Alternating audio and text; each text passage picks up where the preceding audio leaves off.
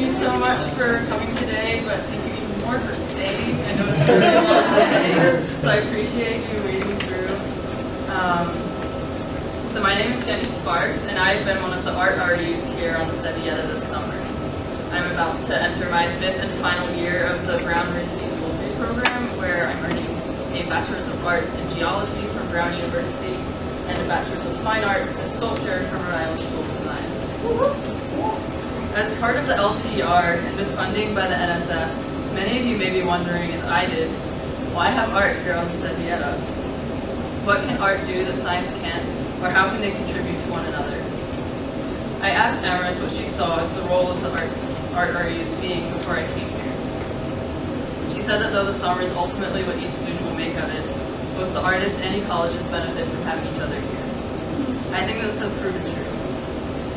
I do believe that art can facilitate in making people see the world differently.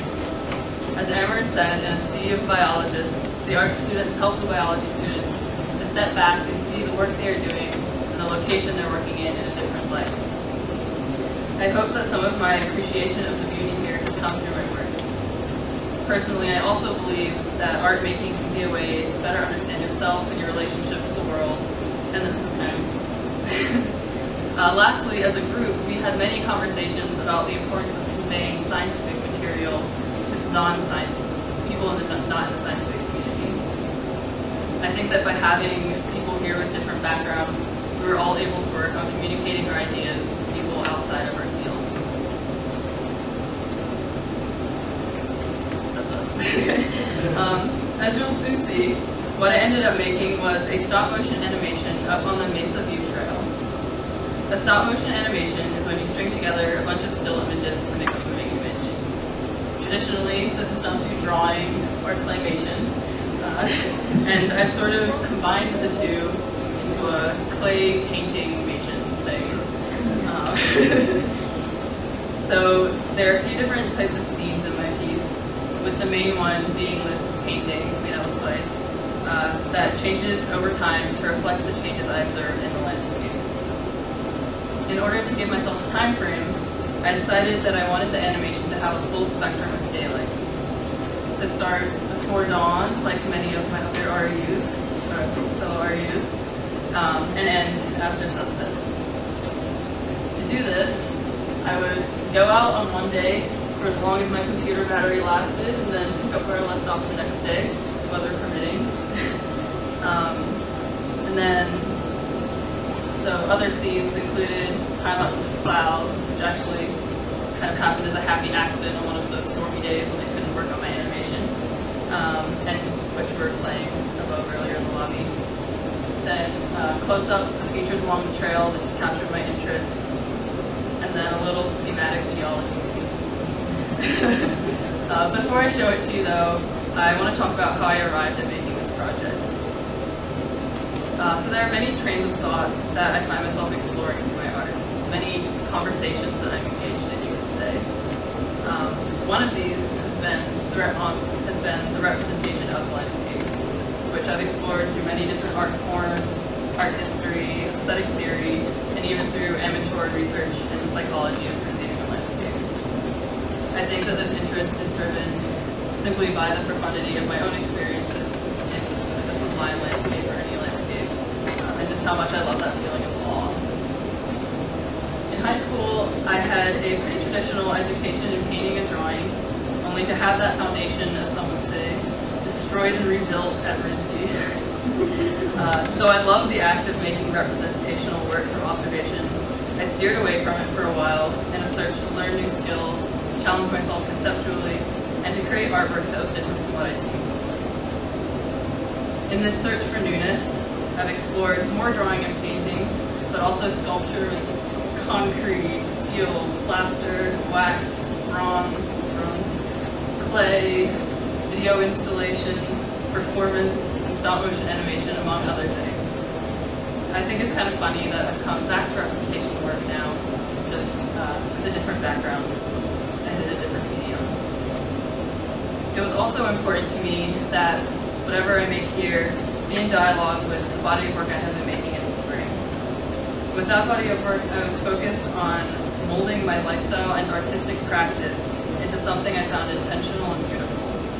I wanted the physical processes of the art making to be as important as the final product.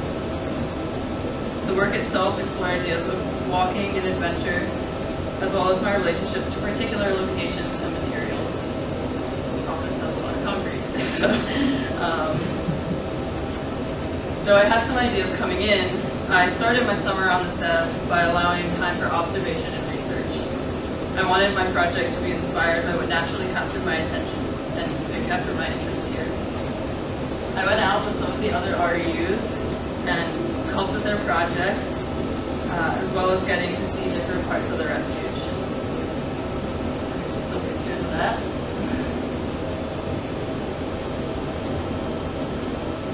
And while I was doing this, I was also doing a lot of sketching and brainstorming.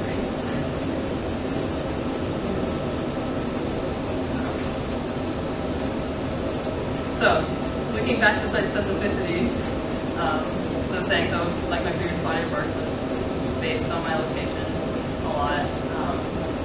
I started to develop a connection to the Mesa View Trail here by walking and running it frequently. So these are some pictures of just those little adventures.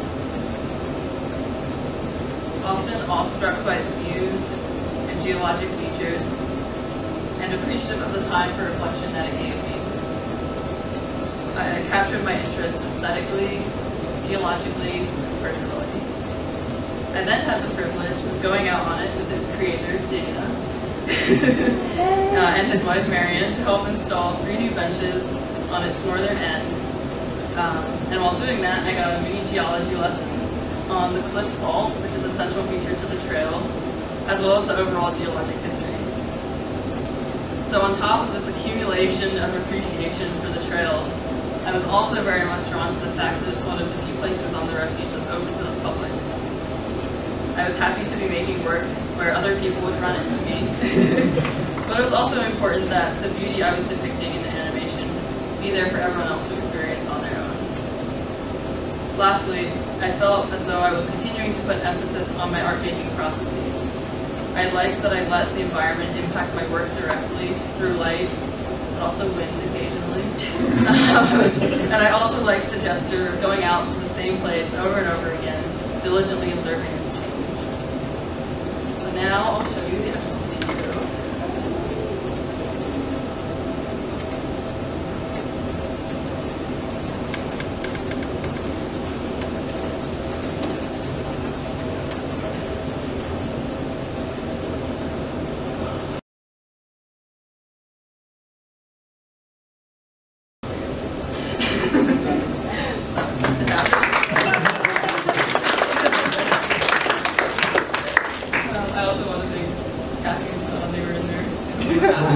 I've seen it. So yeah, and the color's a little washed out on this projector, but it's going to be playing on the big one out there as well after this. So I hope that this piece serves as an expression of my coming to understand this one particular landscape, the Mesa View Trail, over time. I hope it shows my appreciation of the grand views, my awe of the clouds, my interest in the geology, and how everything changes over time and on different scales.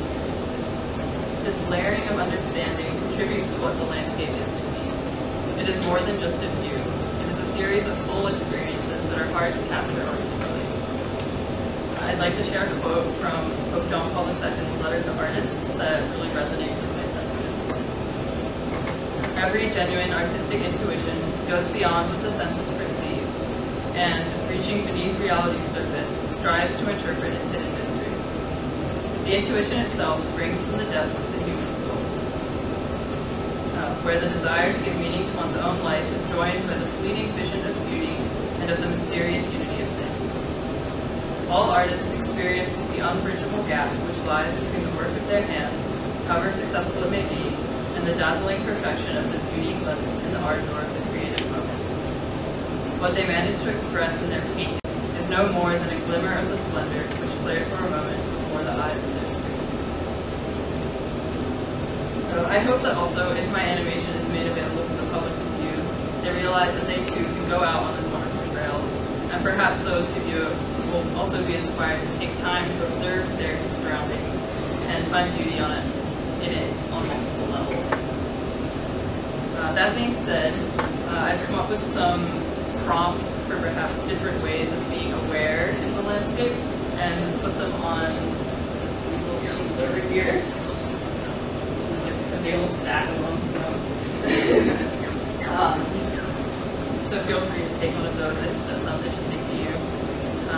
They are just suggestions or starting points, because I always believe that you should have your own experiences unmediated and unguided, because everyone sees the world differently and your view is no more important than mine. So yeah, if you are interested in going up on the trail, it's open to the public, as I said, and we have some time after the symposium's over, so I would just recommend waiting until it's off a little bit. So yeah, thank you so much for your time and attention, and also I want to thank all of these wonderful people and all these organizations for giving me the opportunity I had this summer to make this project possible. And yeah, I'm happy to answer any questions.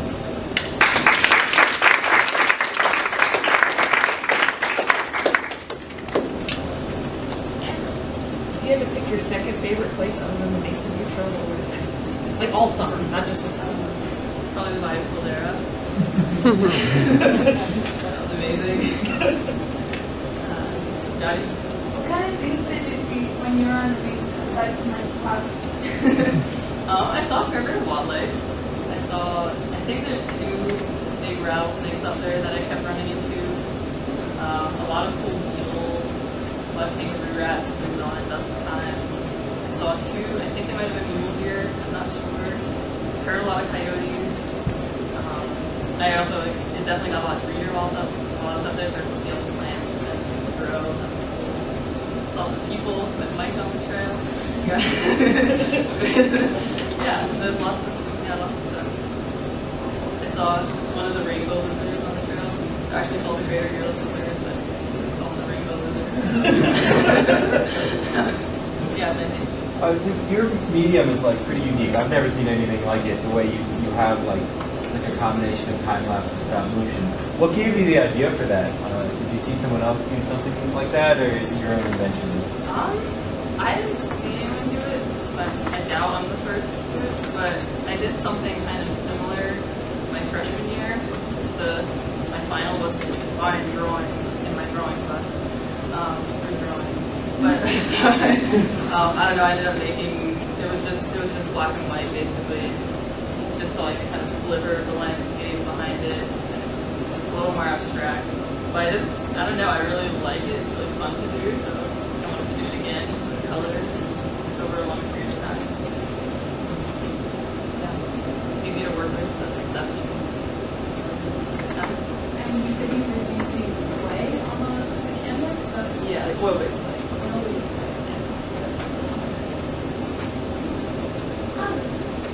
How do you overcome clay melting? Well, I just went with it. It did melt there were several hours where it was just kind of like floppy. It was more like paint. It was a little bit frustrating. It didn't look as nice, but well, it's just part of it. So I did the best I could and waited for it to solidify again.